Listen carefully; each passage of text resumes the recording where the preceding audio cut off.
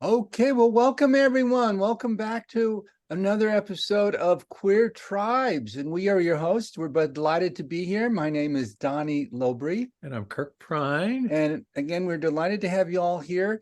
And this is our well, not quite monthly, maybe every 4 to 6 weeks, we interview a gay luminary to find out what the thinking is and some very fascinating things and ideas. And today we are honored to have with us Wil Fisher. Welcome, Wil.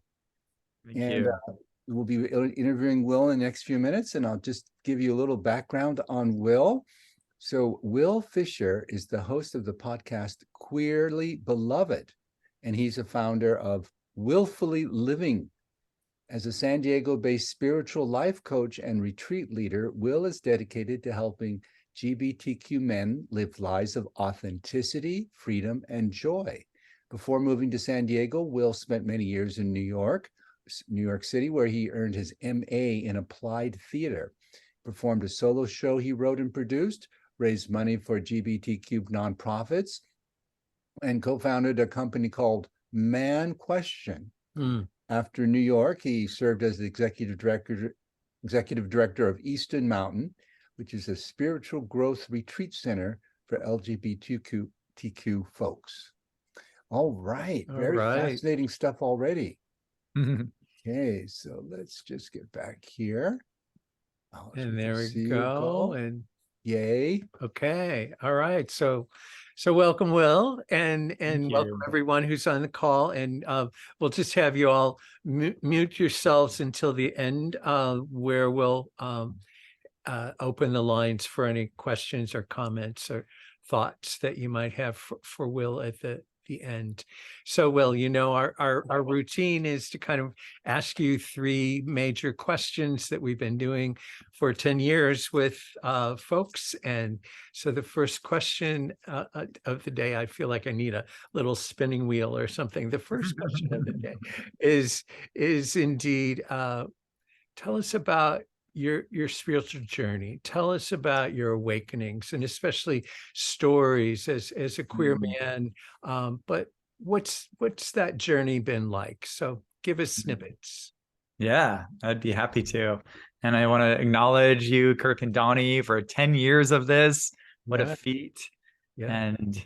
And I feel humbled to hear myself referred to as a luminary. That's awesome. And also very humbled to be on the screen with the rest of you gentlemen, whom I admire, whom I respect as elders with such wisdom.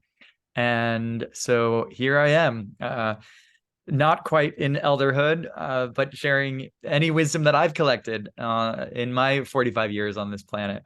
And so I guess the beginning of that collection started in childhood. You know, the beginning of the collection of my wisdom started at childhood, when I felt a pull towards all things spirit.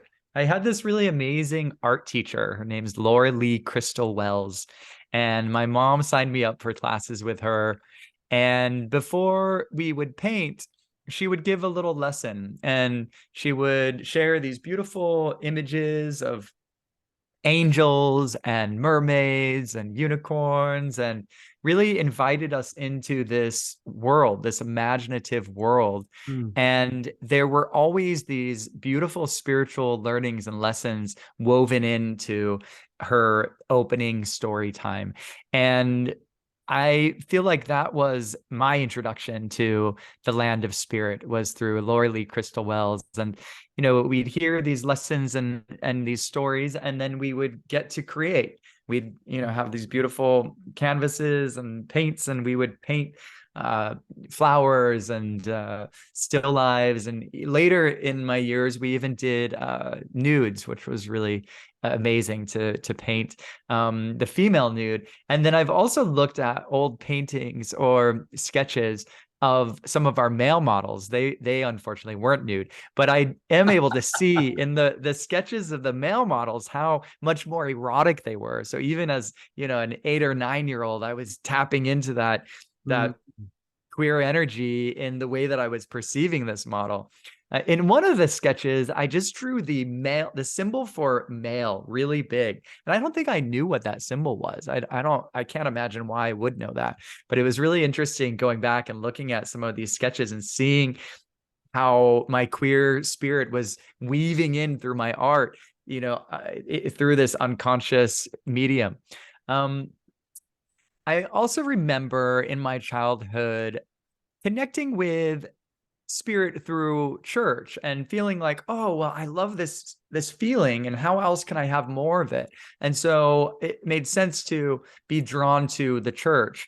But in my Methodist church, where my mom would bring me, had some experiences where I would hear other folks who were members speaking ill of each other. I remember I served as an acolyte for a while, and I never really connected fully. And then I discovered the Mormon church, and I thought, oh, well, these guys have it together. And I actually lived next to this big Mormon family. There were 10 kids, and they had this big, beautiful house, and everything was always perfect. They always met for dinner and lunch, and everything was laid out. And my family was the opposite. So I have 2 alcoholic parents. My mom is in recovery now. My brother has been a drug addict for most of his life. And there was always a lot of chaos and fighting. And so I would go over to the Mormon's house and experience this bliss, this perfect organized ship. And so I thought maybe that was the way. And I started going to church with them. And eventually they had me meet with the missionaries, and I would meet with them every day. And there were these 2 very good looking missionaries, and we would sit in the most beautiful room in the home that the kids normally didn't get to sit in.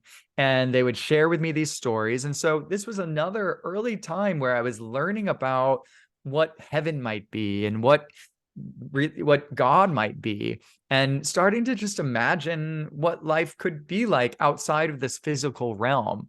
And I remember feeling really connected to these possibilities. And I also remember going home each night, and I would read chapters from the Bible and chapters from the Book of Mormon that were assigned to me by these sexy missionaries. And I would then ask God, am I meant to be baptized into the Mormon church? And I would do it very diligently because I've always been a good boy. I would do my homework. And then I was also very honest. So I would come back and they would say, so did you get a yes? And I would say, no, I didn't get a yes. And so that went on for a week, and I would come back and say, no, not yet. And then I remember the last night really, really begging, like, just tell me, God, I need to know, like, tomorrow's the last day. And still didn't get a yes. And the missionary boys, they told me, well, sometimes you got to get baptized first, and then you're going to get that yes. And somehow, as a 9-year-old queer kid, my instinct said, no, this isn't going to be the thing. So, but it did start that curiosity of what is that thing.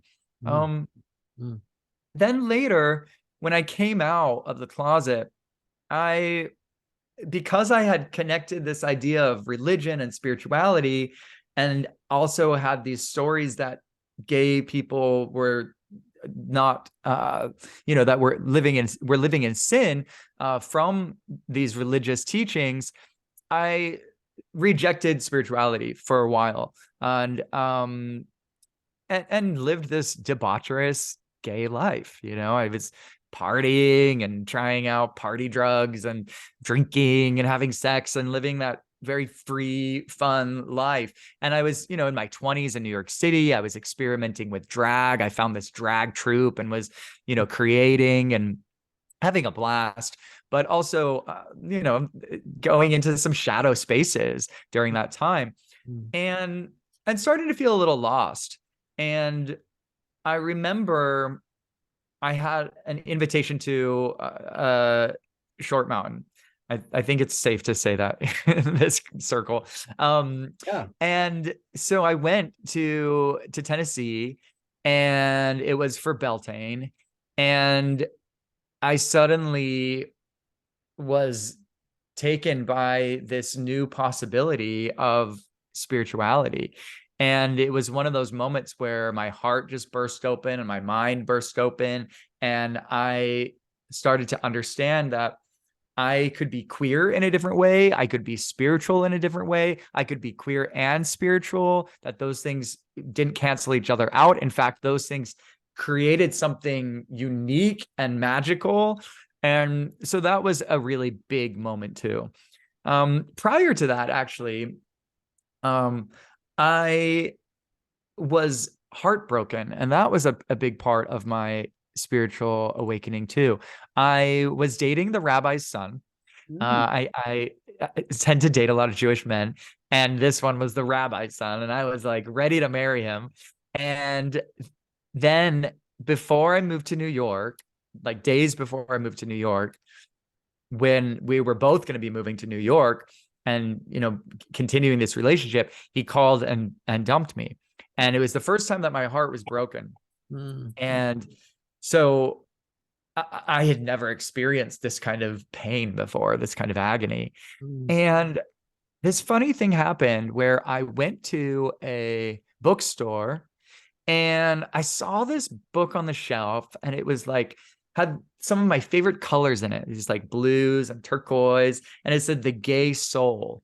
And I said, oh, what is that? And I bought this book. And then I took a road trip with these guys who were also moving to New York. And so on the way there, I would be sitting in the back of the car, grieving the loss of this lover, and reading this book of these interviews that Mark Thompson did with amazing visionaries, luminaries, and insightful, wise men from the queer world, including Mr. Eli Andrew Raymer, who's on the line right now. And so those books, that book and those interviews, they opened my mind to this idea of queer spirituality. And you can look at that book that I was reading then, and it's like highlighted and underlined and notes, and I've read it multiple times now, and each copy, it has the same kind of diligent like exclamation marks and hearts and stars. And it really shifted the way that heartbreak occurred for me, and I was able to use the heartbreak as an access point to expanding into this new spiritual queer self. So that was a really big moment. And later, I actually fast forward to after I had been living in New York City for many years and serving as the executive director of Eastern Mountain for many years. When I was ready to move back to San Diego, I actually wrote a one-person show called Off and On Again. And it's about that breakup and discovering that book and traveling across the country. And I read passages. I believe, Andrew, I read part of your interview, Eli. And Mark Thompson gave me permission to bring it in, and was really touched before he passed. Luckily, I had reached out to him. And I think let's just shout out to Mark Thompson in the sky. And so that was a really full circle moment for me to be reading it on the way to New York City. And it really just saved me and saved my heart and opened me up. And then to do this solo show the week that I left New York City and moved back to the West Coast. So let's see. Then there's the queer Radical Fairies. And then there's Easton Mountain was a big part of my spiritual awakening, enlightenment too. I stumbled into Easton Mountain because the work I was doing in New York City was serving homeless LGBTQ youth, and they were looking to produce a queer music festival to serve that population. And so they reached out to me, and I was in this soul searching moment, sort of thinking that I wanted to leave New York City and not knowing where to go. And so they invited me to help produce this event. And I went up there and created the event, had an amazing time connecting with the land. And at the very end of it, there was an opportunity for me to take a tantric class. Some wealthy gentleman had paid for a group of men under 40 to get to take his class, to take this class by Ian Ellington for free. And so I jumped at that opportunity and then discovered the power and magic and pleasure of tantric work. So I started learning about that. And then there was an opportunity to do some shamanic work. And then Easton Mountain just kind of kept gifting me these opportunities to learn about these different modalities from these amazing queer visionaries and gurus and teachers who would come. And so at the end of that time, doing that music festival, John Stasio, the founder, shout out to John Stasio, invited me to start consulting. And I, from New York City. And I said, actually, what I'd really like is that little cabin over there. And I'd like to kind of go between New York City and that cabin and you know, spend more time here. And so that worked with the board. I did that. And so that period of my life, you know, spending the time in this little cabin off grid, no electricity, no plumbing, and really getting to connect with all these incredible queer folks coming and teaching and sharing their gifts was a really big part of my development as well. And then I started teaching my own stuff. So I have, as you mentioned in my bio, I have a master's in applied theater. And a lot of that is facilitating, it's using theater techniques and activities to help people explore different ideas. And so I started using some of the things I was learning and bringing in my practice to offer it. And then I eventually, you know, got trained up as a life coach, and moved back west. And then since living back west, some of the things in my spiritual awakening journey that have continued, one was ACA, so adult children of alcoholic parents, was a big part of my healing and personal growth and spiritual journey. Coming from that dysfunctional family, it was really helpful for me to be in that program and be in that community and heal some of those wounds. And more recently, my journey with plant medicines has really opened my eyes and mind and ears and eyes and all the things. And so working with grandmother ayahuasca and working with magic mushrooms, those things have really helped me connect with spirit in these really profound ways as well. And to really start to understand my unique consciousness, to start to feel in closer relationship to the expression that is Wil Fisher. That is my full chosen name is I am Sylvia Will Gather Rainbow. And so to learn who that is, the plants have really helped me with that. And more recently, I'm working with a spiritual mentor where I've actually cut all of that out. So I haven't drank alcohol for 7 months. I haven't smoked pot or used plant medicines for a similar amount of time. And it's about bringing the learnings into your everyday and doing it with this discernment and precision that the sobriety has helped. It's not necessarily my plan to always maintain that, but that's the path that I'm on now, is really bringing in some of these ideas and principles into my everyday and trying to keep it really top of mind. And so I'm doing that with my current mentor, this amazing man named Andrew Sartori.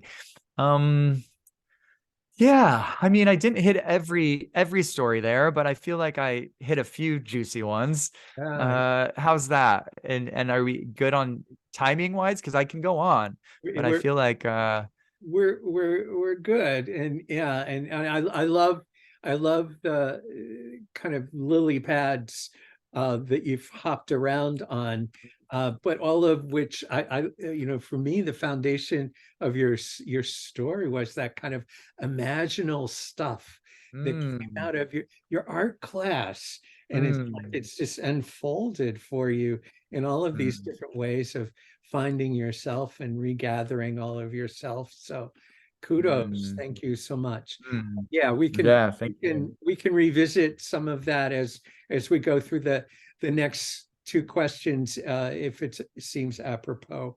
So taking us kind of from that lily pad into, you have a worldview, and you have a worldview of us as queer people. Do you see us as a queer tribe? How do you see us as a queer tribe? You know, for me, it's about kind of I always speak of the first interview with John Ballou, where he talked about being gay was not does not automatically mean you're conscious. It's a calling. So kind of awakening to the calling. So anyway, I kind of set you up for, tell us about the queer tribe and how you resonate or see us as a queer tribe. Yeah, sure. Happy to hop onto that, lily pad. So yeah, it's interesting you mention this idea that just because you're gay doesn't mean you're conscious. I do think that there is something unique, or has been, and I'm not sure that it is as prevalent today, because we are becoming more accepted, and coming out of the closet for some of the youth is not as big of a challenge. It doesn't have the same kind of rite of passage as it had for many of us in previous generations. But I do think that there is something really powerful and valuable about that rite of passage, about having to face what is going on inside and identify what is true for us, and then to notice that that is not what is expected outside, and to make that choice that I'm actually, rather than following what the outside is telling me to do and how I'm supposed to live my life and be, I'm going to follow this thing in spite of all the terrible possible repercussions that might come from that.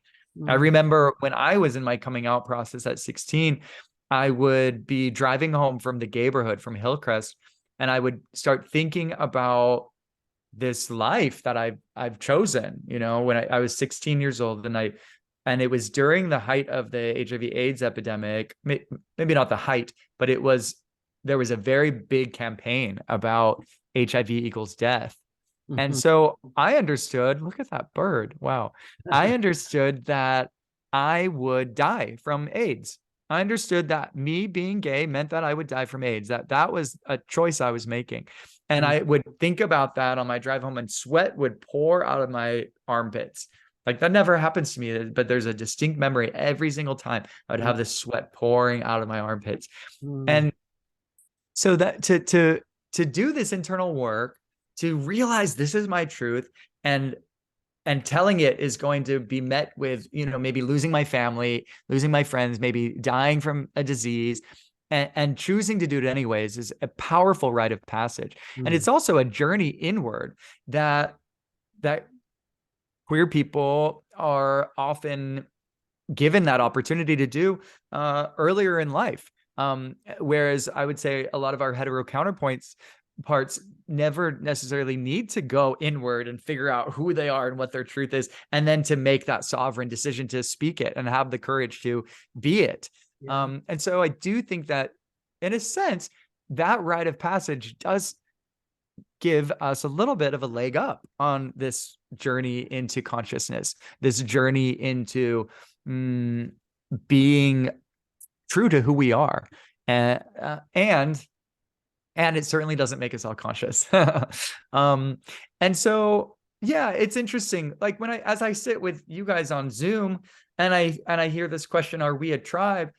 My heart wants to say, yes, yeah, we're a tribe. Like, look at us. Like, just being with this group, like, makes me feel like we are a tribe. And similarly, when I'm at Easton Mountain, or with my radical fairy friends at a gathering, or even with the San Diego Gay Men's Chorus, I feel that sense of we are a tribe.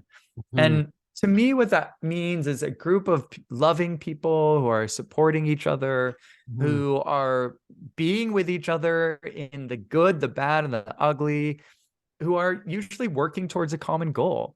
I love the fairy gathering Lammas at Destiny in Vermont, where we put on a play at the end of the week. And that just feels like this incredible tribe coming together and then creating this magic, and then doing these tribal rituals. I mean, that's my favorite tribal experience, or one of them. And the realist in me also wants to acknowledge that if we're looking at the entirety of the LGBTQ community, can we really say that we are a tribe? I don't know if that's true yet. I think we are the possibility of a tribe. Okay. I think that there is a beautiful imaginative possibility of a future where we are a tribe, where we have come together, where we have found each other and learned to connect through this shared rite of passage, through these shared commonalities and desires and expressions. And that lights me up, but I don't see us there yet. I see within the LGBTQ community a lot of divisiveness and a lot of non-consciousness. A lot of folks who haven't chosen to be in the awakened path, and that's okay. I think that's just where we're at. And my hope is that we move along a little faster, because I do think that we, as the possibility of a queer tribe, I do believe that we, as the possibility of a queer tribe, have an important role to play in the evolution of human consciousness. And so the sooner that we can come together, the sooner we'll be able to be empowered to play that role in a good way. And I think what that looks like is more queer people taking the awakened, spiritual, enlightened path. And so that's a big part of my purpose, is to invite queer people into that, right? So that's what Queerly Beloved, my podcast, is about. It's exploring ideas of spirituality and awakening, enlightening through a queer lens. That's what a lot of my retreats are about and my coaching is about. I want to help LGBTQ folks heal the old religious wound, like the one that kept me from spirituality and keeps so many people from spirituality, heal that and open their hearts and minds to the possibility of connecting to spirit in a queer way. And so the more LGBTQ people who can do that, the more enlightened and awakened queer people will be, and the more possibility that we can come together as a tribe, as one, a group of loving people supporting each other, living through the good, the bad, and the ugly, and working towards a common goal. Excellent. Yeah. Thank you. Yeah. So I heard the word potential. Yeah. So potential for us to be tribe is there in your mind, in your vision, and waking up is the way for us to actually become a tribe, or subsets of a tribe that have a common umbrella. Yeah. Great. Excellent. Thank you. Yeah. All right. Well, with that food for thought, then you kind of launched into it, but tell us about your vision for us as a tribe, as a people, as a movement. Do you have visions or kind of, going back to your art class, the imaginal stuff, that will forever stay with me. Yeah, the imaginal stuff. What do you see for us? Yeah. I'd love you to see some of Laura Lee Crystal Wells' art. It is really magical. She works with beautiful colors and gold and very large pieces, very sensual pieces, very spiritual. And she's just this, she's still alive in her 80s, and she has stark white hair, and she just has this glow about her, and she's still painting for hours a day, and she's dealing with cancer, and she still finds this life force energy that moves her to her canvas. I visit her still. So yeah, as I was starting to say, I believe that as more queer people become awakened and enlightened, I'll stick with awakened. Enlightened's a high bar. And as more queer people become awakened, I imagine more queer people coming together as a tribe, as one.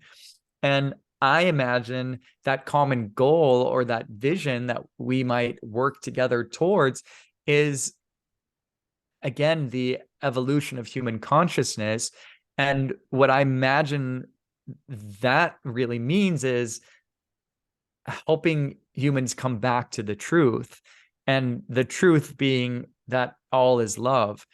And to do that, to create those efforts through a queer lens, right? So ultimately the journey is towards love, and we get to help human consciousness get there through our queer lens. And so the queer lens, I don't know all that is within the queer lens, because we haven't come together as a queer tribe in this, where the potential or possibility of it. But what I do know from my experience and from the queer tribes that I've been with, there are some themes, right? So I see themes around pleasure and celebrating the body and coming to this truth of love through pleasure, and through the body. I see us coming to the truth of love through this queer lens with efforts to dismantle conformity, to dismantle the idea that we need to be a certain way and act a certain way. And I see queer folks as being leaders in being exactly who we are in all our uniqueness and all our queerness.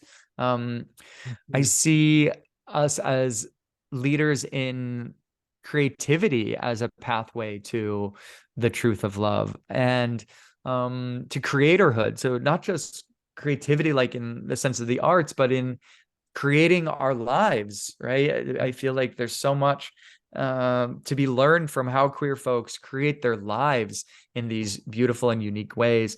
I see our lens helping us move towards the truth of love being a lens that bridges communities, that brings people together, that has a element of peacemaking, and part of that is also a bridge to the other side, to the spirits, to the earth spirits, and to the earth, to Mother Gaia, to recognize more of a subject consciousness, right? As Harry Hay brought us to be with that in all our relations. And so I see us queer folks serving in that role as well, serving in the role of beauty, of seeing the divinity of beauty and how beauty can serve as a pathway to the truth of love. One that I'm particularly resonate with is the path of play. I love playfulness. A book that I've been working on is called The Path of Play, and it's about how play can be used to awaken. And I see that in many of my queer siblings, a sense of playfulness. And so how can we invite all people, not just kids, but adults, into the energy of play and to use that towards awakening and coming to this truth of love. Yeah, so those are some of my thoughts of the queer lens, and it's such an honor and delight to get to have conversations with folks on my podcast to learn more about that lens and allow it to expand and gather more wisdom around what that could look like, and allow it to fuel my imagination of this big, beautiful vision. Wow. Wow. I look forward to actually replaying the call so I can go through each one of those lenses of love in which we have kind of our own unique expression to bring to the whole of the tapestry of love. So yeah, thank you. That was really quite valuable. Yeah, thank you for the way you just reflected it too. That's beautiful reflection. Yeah, Thank absolutely. You. In fact, I want to honor a brother while all kinds of people were popping in my head, and I'm sure the audience and those who will listen in, the same will be so. But Dave Nimitz, years Hmm. ago wrote a book, but he did a little project for a while during Manifest Love, where he'd have people go out into the streets, and he called them loving disturbances. So for me, all of those lenses of our enlightenment are actually us queer people just finding who we are, rediscovering who we are, reclaiming who we are. But in the process, we are a loving disturbance to the world. So we Yes. pick things up by Yeah. our love. So anyway, that was kind of Yeah. I free love that. contribution to add on to what you shared. Yeah. Thanks. And it just made me think of another thing that I'm also passionate about, which is drag and the gift of drag that queer folks have brought. And as I see myself, Toby thought my pillow was a set of wings. Right. And then I have like some birds of paradise behind me, which is almost like my headdress. And it occurred to me, actually, I just was thinking about this, how drag really helps us embody this bigger expression of our consciousness, right? That when we're in our plain clothes, that's beautiful too, but we are always so much bigger than how we appear. We are always the possibility of so much more expression, and drag helps us get a little closer to that bigness that resides in all of our spirits. Beautiful. That's excellent. Yeah. Well, this could go on and on. Lots of things sparking for me, but we want to open the lines so that anyone who has a question or comment for Wil can do that. So anybody, just raise your hand, or my beloved has better eyes than I do. Or just go ahead and unmute yourself. We may not be able to see you. I apologize. So just go ahead and unmute yourself and let it rip. Yes.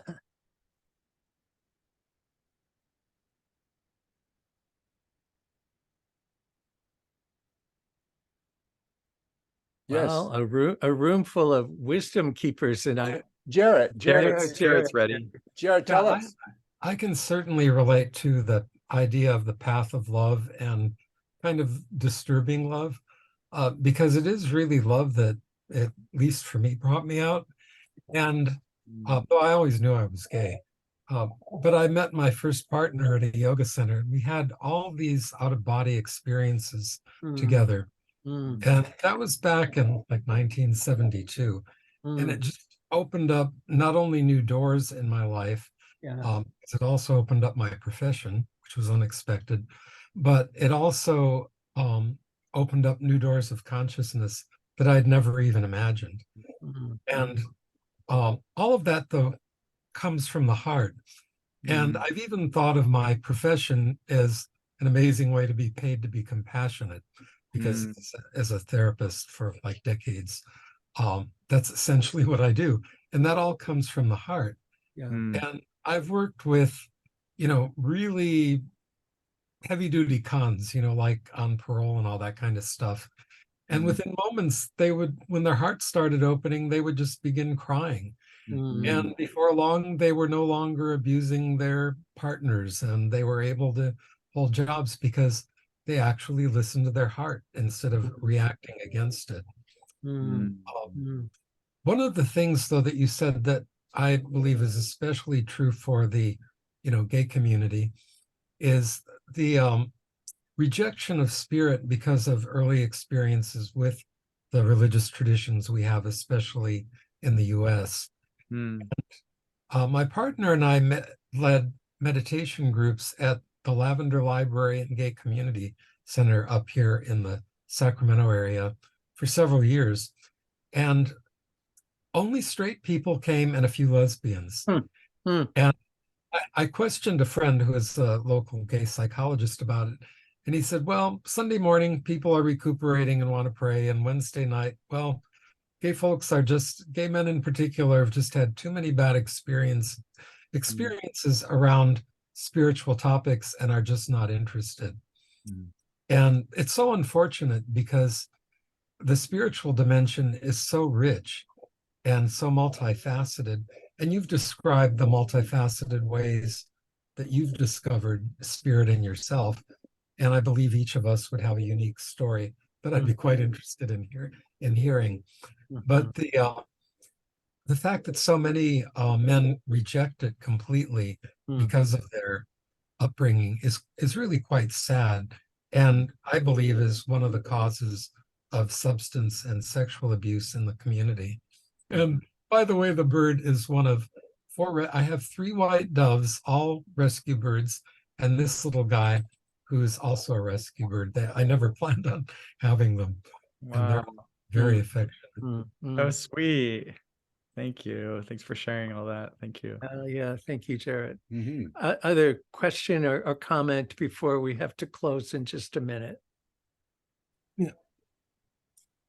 Yes. I think one of the gifts that queer people give to society is our connection with the body. Yes. You know, and so much of organized religion is about body is bad, or body is only okay or good in this limited way. Yeah. And I think for queer people, the body and the spirit is all wrapped up in one. We're very embodied people. Yes. I also really like the concept of 2 spirits, you know, and so so many people are trying to live into a role that they perceive that they need to act within in order to be accepted or successful or whatever. And there's a freedom in being gay to let your 2 spirits show, and often in playful ways. So I think those are 2 gifts that just being authentic, we naturally give to the world around us. Great. Thank you. Thank you, beloved. All right. It looks like we're just about at the end of our time. So unless it's something really burning, does anybody have something really burning before we kind of conclude? Well, just hooray. Hooray! And thank you. Thank you. Yes. Toby, thank you. Yes, hooray is a good closing for it all. So, Wil, thank you so much. Are there things that you want to plug besides anything that you've already shared before we leave? Oh, Wil, what's your website? Yeah. Website? Sure. It's wil-fullyliving.com. So willfully living, but spelled a little funny. And yeah, and all my info's there. My podcast, Queerly Beloved. There'll be info about a retreat that I'll be hosting at Easton Mountain in 24. The date hasn't been set yet. And yeah, I do personal retreats too, one-on-one retreats. And yeah, thank you so much for this opportunity. It's been such a delight and such an honor. Thank you. Thank you. Thank you. Yes. And as we wind up with Wil, we want to offer a plug or an invitation as well. In fact, I may grab it for a second. Oh, yes. Ooh. So this is an effigy that has hundreds, maybe thousands of names already on it of the dead that have been collected from, especially from our community of people that we wish to honor. And on winter solstice, we will burn this to bless the dead, but also to pray for peace. So our call out to all queer folk and beyond, all conscious people, is that on December 21st, to unite our energies for peace. I mean, we can be doing that obviously every day, but to really combine that confluence of energies together. So Queer Tribes for Peace, if you want to know anything about what I'm just talking about, because I don't want to make this a big infomercial, but it's simply about drawing us all together as tribe, energetically together, so that our commitment, our energy, our intention, and prayers for peace happen. So that's my kind of closing remarks. Thank you all for being here, and thank you for some of my teachers who have been on the call as well. So glad to see you all, and we look forward to having you back for another Queer Tribe when we have one scheduled. Yes. Well, thank you Thank so you. much. What a joy to Thank get to you. know you a little bit. Thank you. Thank you. My pleasure. Much love to you all. Thank you. Thank you. Thank you. Namaste. Okay. Bye-bye, All right. everyone. Bye-bye, everybody. Bye.